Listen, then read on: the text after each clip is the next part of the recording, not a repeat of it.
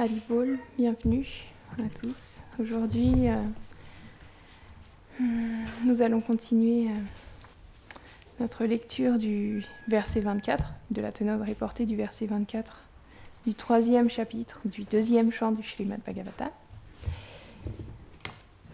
Avant ça, je demande les bénédictions de mon maître spirituel, de Srila Prabhupada, de toute la filiation spirituelle et de tous les dévots assemblés pour pouvoir parler aujourd'hui. Om Namo Bhagavate Vasudevaya. Om Namo Bhagavate Vasudevaya. Om Namo Bhagavate Vasudevaya. Om Namo Bhagavate Vasudevaya. Om Namo Bhagavate Vasudevaya.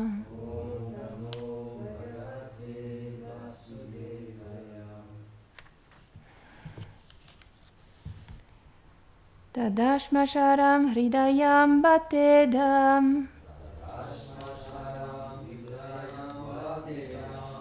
Yadgriyamaner harinamadheye Navikriyeta tayada vikaro Netre jalam gatra ruheshu harsha.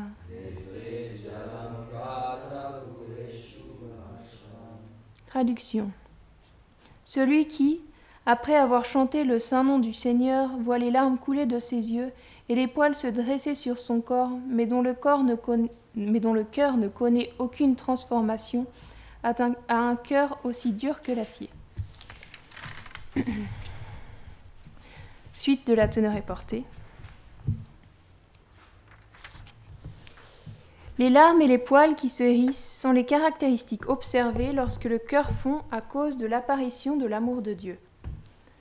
Quand les purs dévots qui sont libres de toute envie chantent, ils expérimentent la douceur du Saint-Nom. Dans cet état de transe spirituelle, des symptômes comme la tolérance sont visibles. Par contre, lorsque des dévots néophytes, des Kanishta Adhikari, qui sont emplis d'envie, chantent, ils ne peuvent expérimenter la douceur du Saint-Nom et la transformation du cœur, et les caractéristiques comme la tolérance ne peuvent apparaître. Bien qu'ils puissent manifester des larmes et que les poils se hérissent sur leur corps, ils sont connus comme ayant des cœurs de pierre. Cependant, par l'association avec de purs dévots, quand ils progressent dans le développement de l'amour de Dieu, en passant par les étapes d'Anartha Nivriti, la purification des choses indésirables dans le cœur, Nishta, la fixité dans le service de dévotion, Ruchi, l'expérimentation du goût pour la dévotion, et Ashakti, l'attachement aux pieds pareils au lotus du Seigneur, leur cœur de pierre fondra en arrivant à Bhav, les prémices de l'amour de Dieu. Je pense que je vais m'arrêter là.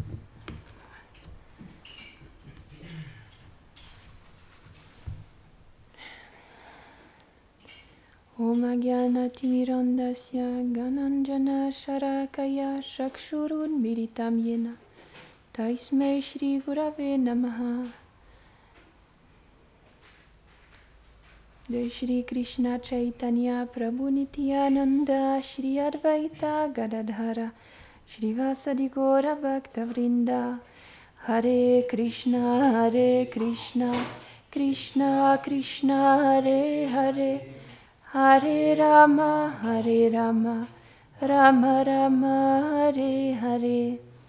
Vrindaye Tulasi Deviaye Priyaye Keshavasya Cha Krishna Bhakti Pradedevi Satyavatye Namo Namaha.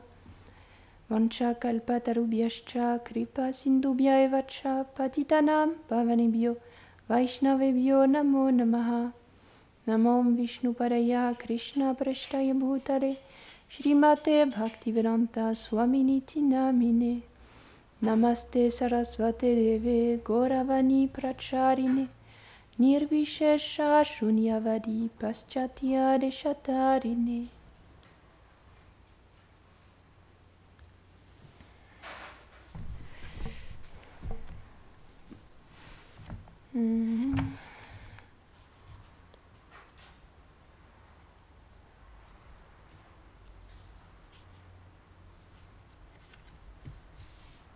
dans ce verset-là et dans la teneur est portée dans le morceau qu'on a lu aussi aujourd'hui, on nous indique à quel point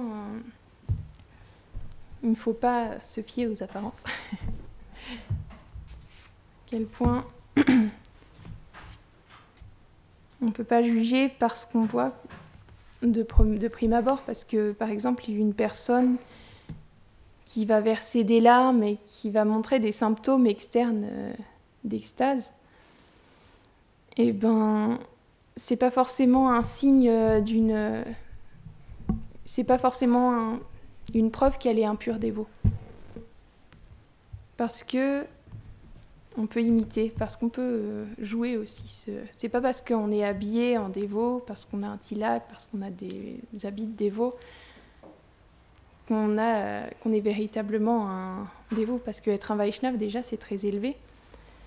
Et parce que tout le monde peut s'habiller en Vaishnav. Même Ravan, il s'est habillé en dévot. Quand il est allé...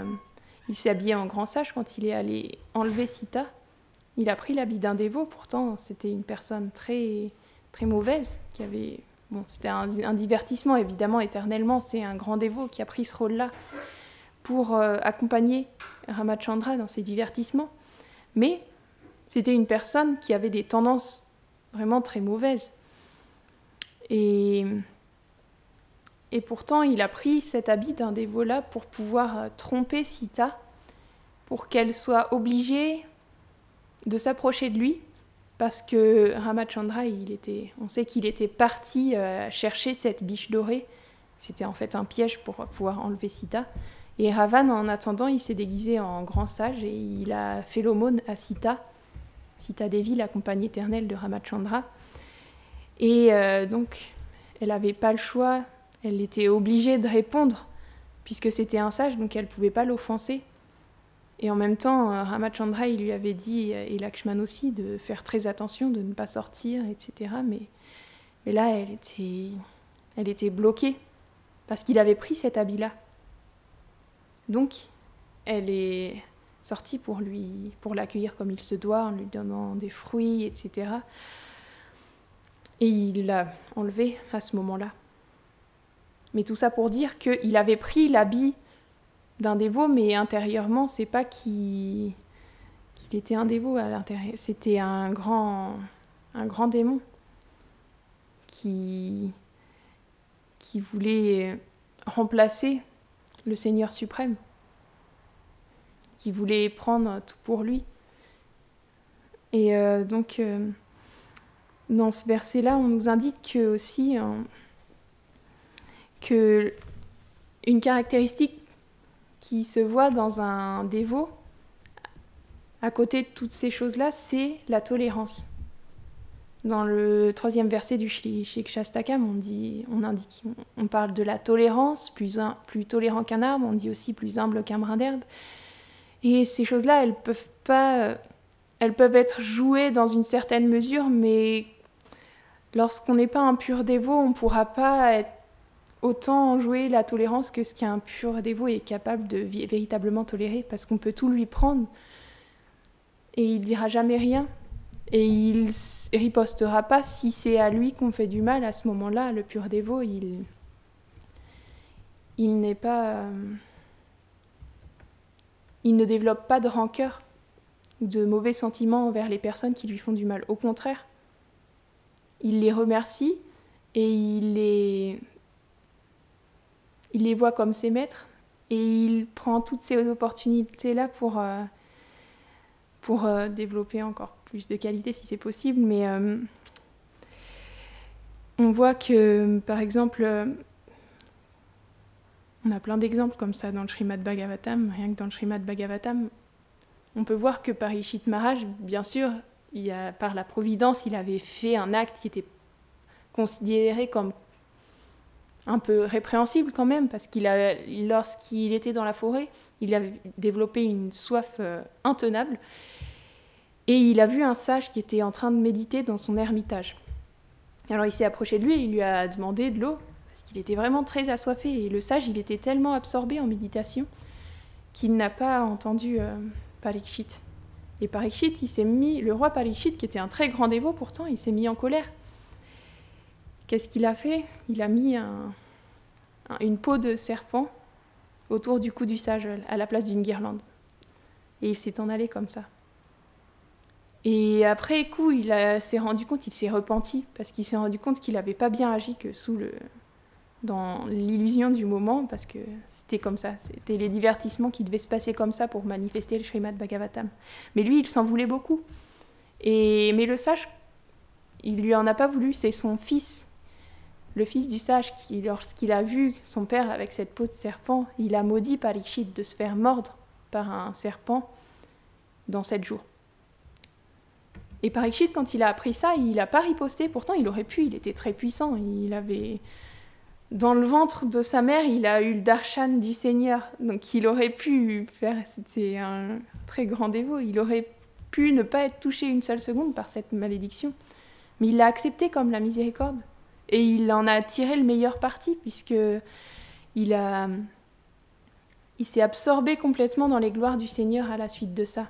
Mais pas une seule seconde, il a pensé, il a développé, même extérieurement, il a prononcé aucune malédiction, mais intérieurement, même ça peut pas se jouer. Il n'a pas ressenti une seule seconde de la colère envers ce fils de Brahmana qu'il avait maudit. Au contraire. Et on peut voir que les grands Vaishnavas, c'est tout le temps comme ça qu'ils se comportent. Et ça, c'est vraiment un signe qui peut nous montrer véritablement la grandeur des dévots. Parce que si on n'a pas cette dévotion-là qui s'est développée, ce sera impossible de tolérer autant. Ce sera impossible de faire comme un Ambarish Maharaj et de juste baisser la tête avec grande humilité. Alors qu'il y a un démon qui vient face à vous. Il avait jeûné pendant 1 an, il avait attendu que le sage il vienne pour... il y avait Durvasa Muni qui était venu il était venu chez lui au moment où le jour où il devait casser le jeûne. Parce que pendant 1 an, il avait fait les Kadashi. Et donc Durvasa Muni... Il était allé faire ses ablutions avant de pouvoir honorer le prashad chez Ambarish Maharaj. Et donc, pendant ses ablutions, une nouvelle fois, il s'est absorbé complètement en méditation. Et à ce moment-là, c'était l'heure de casser le jeûne et il ne pouvait pas le casser plus tard, Ambarish Maharaj, sinon ça a annulé tout ce qu'il avait fait pendant l'année. Alors, qu'est-ce qu'il a fait? Il a pris une goutte de Charanamrita. Et ça a mis Durvasa Muni en colère. Et il a fait en sorte qu'un grand démon apparaisse et pour détruire Ambarish Maharaj, parce qu'il était très en colère. Mais Ambarish Maharaj, il l'a accueilli avec les mains jointes. Et c'est le Sudarshan du Seigneur qui est venu le défendre, Ambarish Maharaj, et qui a poursuivi Durvasa Muni dans tout l'univers, jusqu'à ce qu'enfin, sur la directive de Vishnu, il aille demander pardon à Ambarish Maharaj. Et Ambarish Maharaj, il lui a donné tous ses crédits d'actes pieux, de dévotionnels. Il l'a donné à Durvasa Muni pour qu'il puisse ne plus avoir le Sudarshan derrière lui qui le brûle. Et encore une fois, pas une seule seconde, il a été en colère contre Durvasa Muni. Il a juste accepté avec humilité et même, il lui a tout donné pour qu'il ne souffre pas, parce qu'il ne pouvait pas supporter de le voir souffrir devant lui à cause de lui en plus. C'est comme ça qu'il pensait. Ça ne peut pas se feindre. Ce n'est pas des choses qu'on peut jouer. Et c'est pour ça que c'est une caractéristique qui est montrée, qui est soulignée ici, parce que c'est pas... Parce que ça nous permet véritablement de pouvoir voir, d'avoir une idée de qui est qui. C'est intéressant parce que j'écoutais que, par exemple, Valmiki, lorsqu'il a maudit le chasseur, parce que je ne sais pas si vous vous souvenez, mais lorsque Valmiki, c'est lui qui a écrit le Ramayana. Et avant d'écrire le Ramayana, il y a un matin où il était avec tous ses disciples, et puis il y avait 2 oiseaux, Chakravak, non, c'est pas, je sais plus comment c'était, Baka. C'est pas des cigognes ou je sais plus, c'est 2 oiseaux qui étaient en train de s'unir.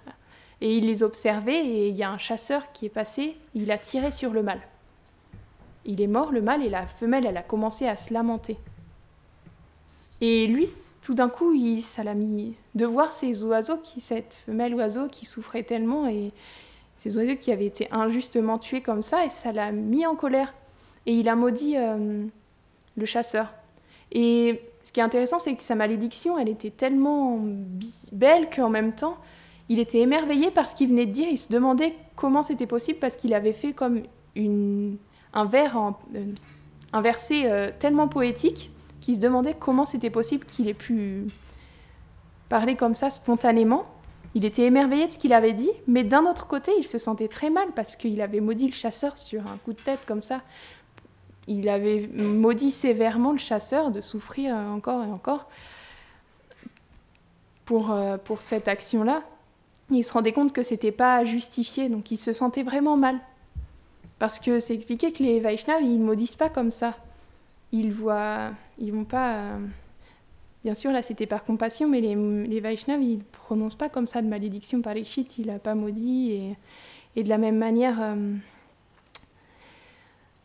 Ambarish Maharaj, il n'a pas maudit non plus.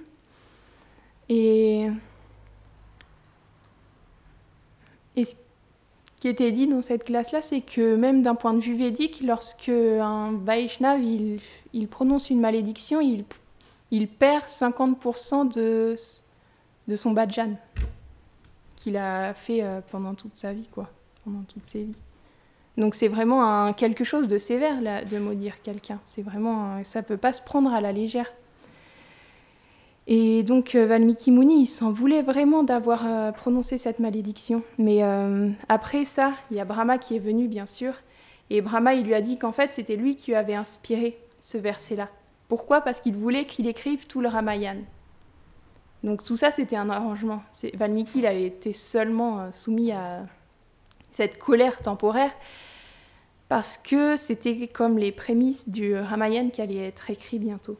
Parce que de la même manière que le Mahabharata, le Ramayana, il était destiné à être écrit pour qu'on s'en souvienne encore aujourd'hui. Parce qu'avant, les écrits, ils étaient dits à l'oral simplement. Mais le Mahabharata et le Ramayana, c'est des écrits qui étaient destinés à rester pendant très très longtemps. Donc il y a eu tout un arrangement qui a été fait pour qu'il soit écrit. Donc là, c'était Valmiki Muni qui s'est chargé de cette tâche-là. Et qui, après, on le sait, il l'a transmis à Lava et Kusha, les deux fils de Ramachandra, qui sont allés chanter sur toute la planète.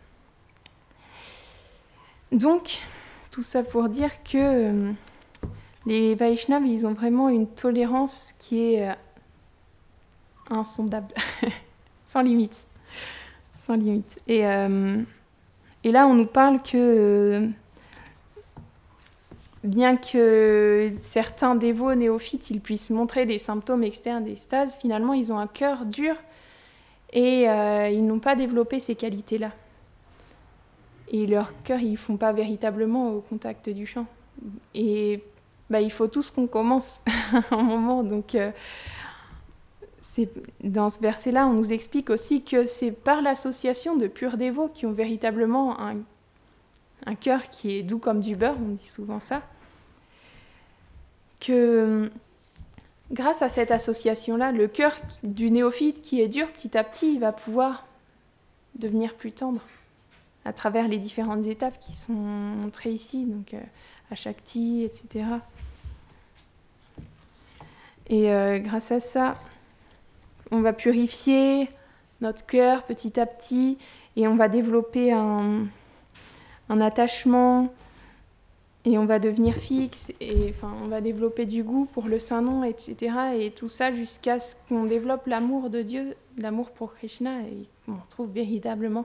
Tout ça, c'est comme des couches de métal qui recouvrent le cœur, qui recouvrent l'âme. Et qui petit à petit, elles vont s'enlever grâce à l'association des purs dévots et grâce à leurs instructions, grâce au chant des saints noms. Tout ça, ça va faire que toutes ces impuretés qui font que notre cœur il est aussi dur que l'acier, elles vont se retirer petit à petit et qu'on va retrouver et qu'on va développer, et qu'on va retrouver. Non. Cet amour qui est caché à l'intérieur. Parce qu'il est là, mais il est à l'état de graine, quoi. Il est enfermé par toute cette identification temporaire qui nous empêche de goûter véritablement. Lorsqu'on chante les saints noms et qu'on n'a pas le cœur qui fond, c'est simplement parce qu'on est trop recouvert, trop identifié à cette identité temporaire, et ça nous empêche de goûter au trésor qu'il y a dans les saints noms. Mais par l'association des purs dévots, c'est possible d'aller au-delà de tout ce conditionnement-là.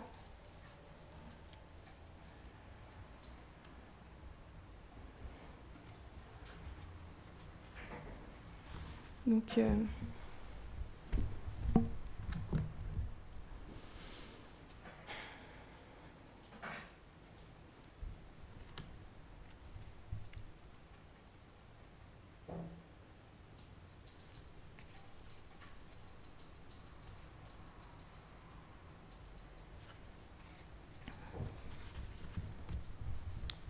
c'est pour ça que c'est important d'être honnête avec soi-même. Parce que on est au point où on en est, et il ne faut pas se prendre pour... si on croit à un moment qu'on a atteint un grand stade de dévotion, à ce moment-là, comment on va pouvoir apprendre des purs dévots? Donc, et les purs dévots, le symptôme aussi des purs dévots, c'est l'humilité, donc jamais ils se prendront pour des purs dévots finalement. Donc c'est pour ça que c'est important de comprendre que... de ne pas se prendre pour ce qu'on n'est pas, on va dire. Parce que en tant qu'Anishta Bhakta, quand on n'est pas qualifié, on a tendance à s'enorgueillir, à se dire « Ah ouais, moi ça fait 10 ans que je suis dévot quand même, je chantais vachement de tours, et 20 ans, 30 ans, et... » On peut s'enorgueillir alors qu'il n'y a pas lieu, parce que quand on regarde les vrais purs dévots, on peut comprendre que on n'a aucune qualité pour s'enorgueillir, mais pourtant, on arrive à le faire quand même. C'est fort. Mais grâce au Srimad Bhagavatam et grâce à toutes ces histoires qui nous racontent ce qui est un véritable pur dévot, ça peut nous permettre de garder la tête froide et de se dire que finalement, on n'est vraiment pas grand-chose, et de rester juste au pied des purs dévots, parce qu'il n'y a que ça qui pourra faire fondre notre cœur. Donc, voilà. Est-ce qu'il y a quelqu'un qui veut ajouter quelque chose, poser une question? Srimad Bhagavatam, qui...